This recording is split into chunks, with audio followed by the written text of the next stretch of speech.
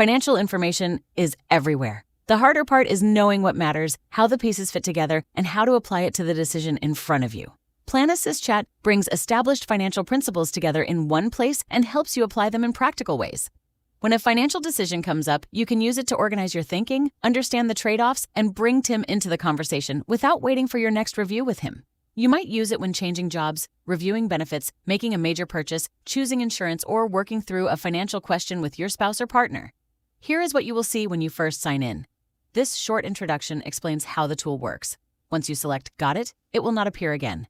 To begin, type your question into Ask Anything or select Questions to Consider. Questions to Consider includes dozens of topics and hundreds of ready-made questions designed to help you explore decisions that may be difficult to put into words. When you are ready, use Ask Tim to email him or schedule time on his calendar. You can also continue the conversation on your own and bring it to your next review with him. PlanAssistChat does not need detailed financial information to be useful. Do not enter account numbers or other private information. It is not designed to replace your conversations with Tim. It is designed to help start them.